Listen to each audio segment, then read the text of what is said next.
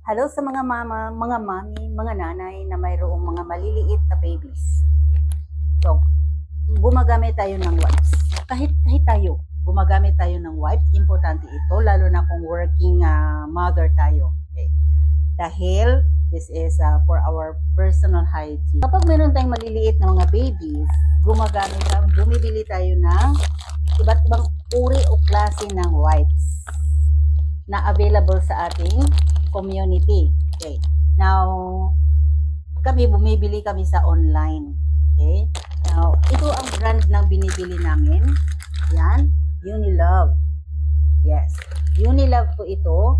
And then, ito po ay bumibili kami kapag sale. So, halimbawa, this month is 8-8. So, itong bag na ito, 6 ang laman. 6 kaganito. So, makasave tayo, lalo na kung 8-8. Ganyan. Sa susunod na buwan, 9-9. Ganon. Okay? So, ayan. Now, ang napakaganda dito is, itong wipes na to is malambot. Ayan. Malambot po siya. Soft. And then, hindi siya masyadong mabasa. Hindi rin siya masyadong dry. Okay? So, tama lang po ang kanyang wetness. And then, maganda po siya.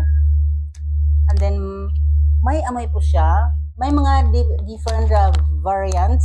So, may mga scented. Ganito, scented ito. Ang ano na ito is squalene. Squalene wipes. Yan. Then, ang maganda is soft. Soft. And then, hindi masyadong mabasa, hindi rin masyadong dry.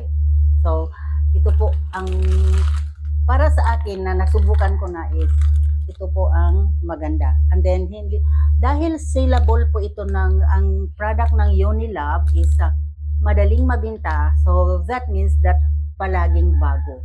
Ayan. So, ganito po. Ayan. So, I can tell you na this wipes is very good. Yan. Kasi malambot, hindi masyadong basa, hindi masyadong dry. Ganon. Ganon po siya. Ayan. Kasi ginagamit namin ito for more than a year na kasi mayroon kami babies dito sa bahay. And then kami din gumagamit. Ganon lang po. Okay?